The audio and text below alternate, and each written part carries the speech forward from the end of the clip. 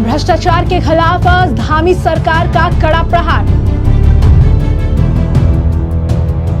धामी सरकार में विजिलेंस विभाग ने 68 भ्रष्टाचारियों को भेजा जेल। सीएम धामी के सख्त एक्शन से भ्रष्टाचारियों में मचा हड़कंप।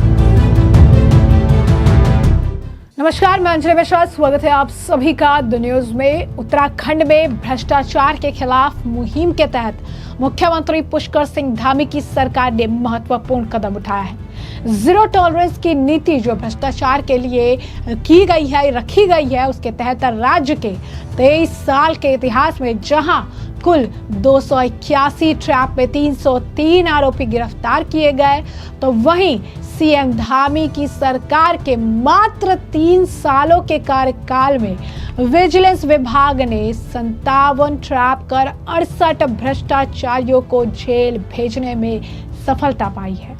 धामी सरकार की जीरो टॉलरेंस नीति के तहत यह अभियान तेजी से आगे बढ़ रहा है, जिसमें भ्रष्टाचारियों पर लगातार शिकंजा कसा जा रहा है। उत्तराखंड में 1064 भ्रष्टाचार मुक्त ऐप भ्रष्टाचार की रोकथाम में अहम भूमिका निभा रहे हैं। इस ऐप के जरिए आम नागरिक बेझिझक भ्रष्टाचारियों की शिकायत कर सकते हैं, जिससे विजिलेंस की कार्रवाई में तेजी आई है।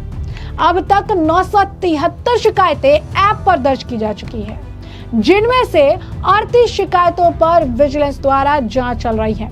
गैर विजिलेंस शिकायतों को संबंधित विभागों को भेजा गया है।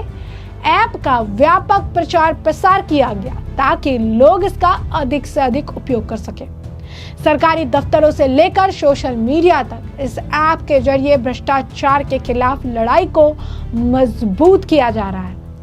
विजिलेंस की सक्रियता में तेजी आने से 3 साल में रिकॉर्ड गिरफ्तारियां हुई हैं। वर्ष 2022 में 14 ट्रैप में 15 गिरफ्तारी हुई। वर्ष 2023 में 18 ट्रैप में 20 लोग गिरफ्तार किए गए और वर्ष 2024 यानी अभी जो वर्ष चल रहा है, इसमें 23 ट्रैप के जरिए 30 आरोपी सलाखों के पीछे भेज गए हैं। इन अभियानों में 13 से अधिक सरकारी कर्मचारी और वरिष्ठ अधिकारी भी शामिल हैं, जिन पर भ्रष्टाचार के आरोप लगे हैं।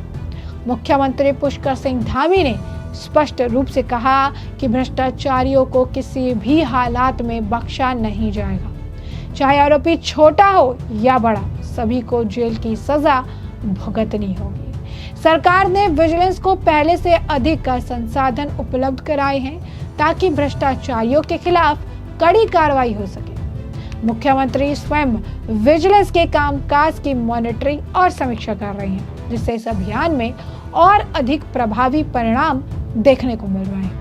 उत्तराखंड की धामी सरकार भ्रष्टाचार के खिलाफ अपनी सख्त नीति और विजिलेंस के सहयोग से राज्य को भ्रष्टाचार मुक्त बनाने की दिशा में तेजी से कार्य कर रही है। 1064 ऐप और विजिलेंस की कड़ी निगरानी ने राज्य में भ्रष्टाचारियों के खिलाफ कार्रवाई में नई दिशा दी है। अब ऐसे में अगर आप देखेंगे तो धामी सरकार का एक्शन हर आपके ये सिफर में चालू है, हर उस जोन में हर जगह देखने के लिए मिल रहा है। चाहे मामला दंगाइयों से जुड़ा हो, चाहे मामला भ्रष्टाचारियों से जुड़ा हो, चाहे मामला जमीन घोटाले से जुड़ा हो, चाहे जमीन पर अवैध कब्जा से जुड़ा हो, हर तरह से सीएम धामी अपने हिसाब से कार्रवाई कर रही हैं। भ्रष्टाचारियों के भ्रष्टाचार पर लगाम लगा रही हैं और इस एक्शन की सराहना पूरे राज्य में तो हो ही रही है, राज्य के बाहर भी सीएम धामी द्वारा इस कामों को लेकर लोगों में काफी ज्यादा खुशी है।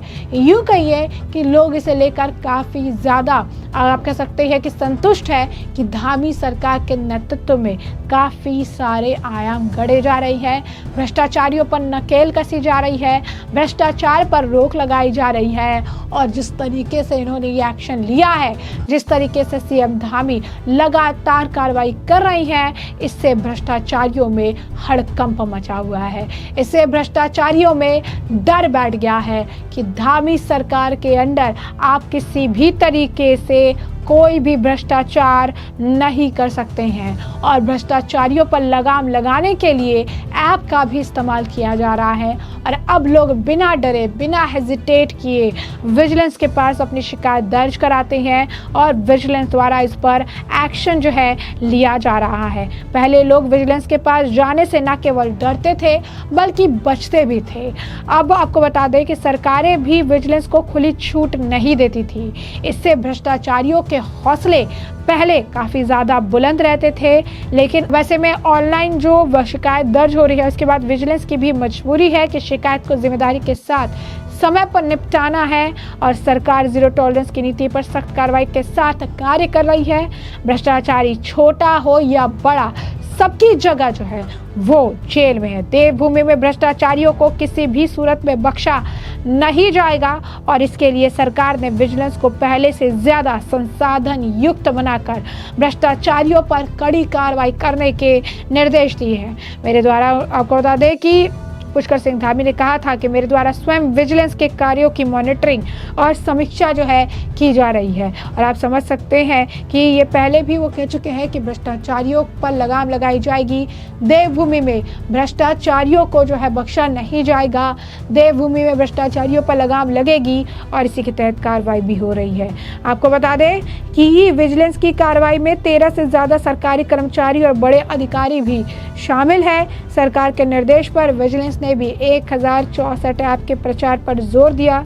सरकारी दफ्तरों से लेकर सोशल मीडिया तक 1064 पर भ्रष्टाचार की शिकायत करने के लिए लोग को जागरूक किया गया और अब ये ऐप न केवल विजिलेंस बल्कि आम नागरिक के लिए भी मददगार साबित होता नजर आ रहा है। इस ऐप के मार्फत आम नागरिक बेझिझक कर रिश्वतखोर कर्मचारियों, कामचोरों और बेवजह काम लटकाने वालों को सबक सिखाने का काम कर रहे हैं। यहाँ पे आप समझ सकते हैं कि किस तरीके से धामी सरकार के अंडर में देवभूमि उत्तराखंड को और ज़्यादा बेहतरीन और ज़्यादा सशक्त और ज़्यादा अगर आप कहेंगे बेहतर राज्य बनाने की दिशा में कड़े कदम उठाए जा रहे हैं और इसमें अहम जिम्मेदारियां दी जा रही हैं और इन जिम्मेदारियों की देखरेख खुद मुख्यमंत्री द्वारा की जा रही है, जिसके बाद अगर आप कहेंगे किसी भी त्रुटि का ऑप्शन जो है नहीं बच जा रहा है।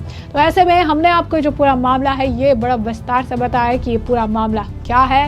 इस तरीके से उत्तराखंड के मुख्यमंत्री सीएम धामी द्वारा कार्रवाई की जा रही है और जिस तरीके से भ्रष्टाचारियों पर बैक टू बैक कार्रवाई की गई है कंपेयर टू 23 साल के उत्तराखंड के इतिहास को लेकर 3 साल की धामी सरकार ने जिस तरीके से काम किया है, यहाँ पर स्पष्ट तौर पर अगर आप देखेंगे तो उत्तराखंड की जनता इससे संतुष्ट है। और सबसे बड़ी बात है कि भ्रष्टाचारियों पर नकेल कसने के लिए अहम कड़े कदम जो उठाए गई है, इससे भ्रष्टाचार को रोकने में भी मदद मिल रही है। भ्रष्टाचार से जुड़े कर्मचारियों और बड़े कारोबारियों पर भी नकेल कसी जा रही है और देवभूमि उत्तराखंड को भ्रष्टाचार मुक्त करने के पूरा प्रयास जो है वो उत्तराखंड की धामी सरकार द्वारा किया जा रहा है। ऐसे में हमने आपको जो पूरा मामला है ये बड़ा विस्तार से बताया कि पूरा मामला क्या है और अब इस पूरे मामले पर आपकी भी जो राय हो हमें कमेंट सेक्शन में कमेंट करके जरूर से जरूर साझा करिएगा। धन्यवाद।